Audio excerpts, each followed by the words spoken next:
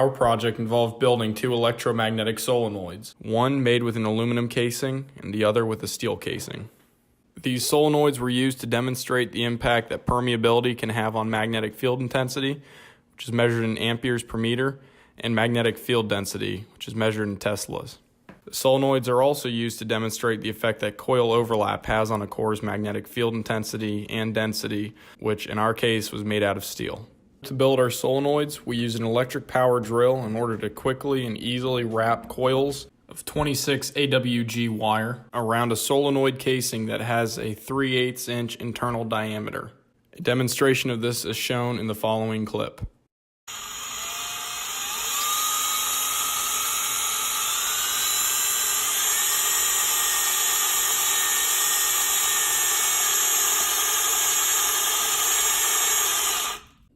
Using this method, we wrap coils around a ferromagnetic casing as well as a non-ferromagnetic casing.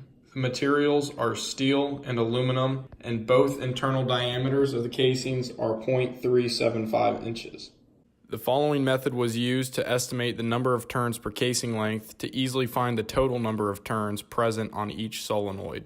Estimated coil count to length ratio, we counted the number of turns of this wire here that was hanging out the bottom 100 times, measured that length, which was 1.8775, and used that to create the rest of our coil. Using a 3/8 inch steel bolt, we cut to length a 6-inch core and a 2.5 inch core that were affixed to plastic housings, approximately 1 inch in depth and approximately 1.5 inch in depth. Next, we set up a breadboard using a battery that is currently reading around 12.5 volts.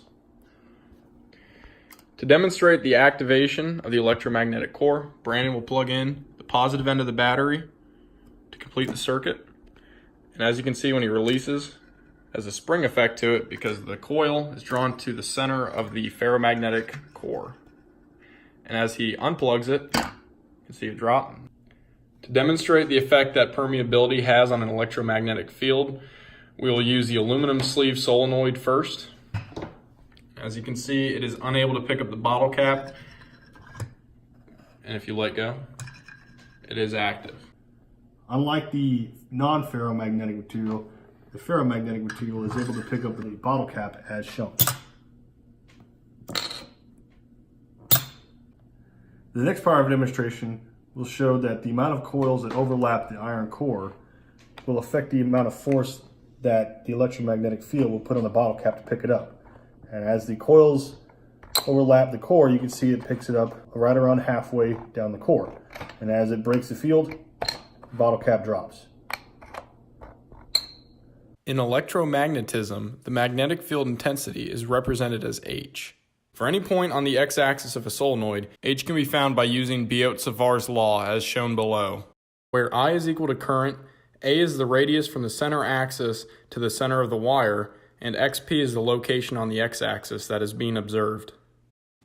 For a point located within a solenoid at a significant distance away from the ends of the coils, H can be estimated by Ampere's law with reasonable accuracy. Ampere's law states the following.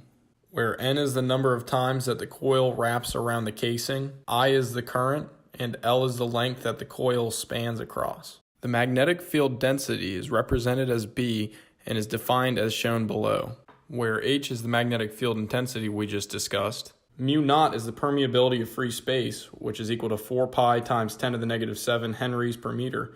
Mu r is the dimensionless relative permeability of a material, and mu is the total permeability. The aluminum casing has a relative permeability of around 1, and the steel casing has a relative permeability of around 1,000.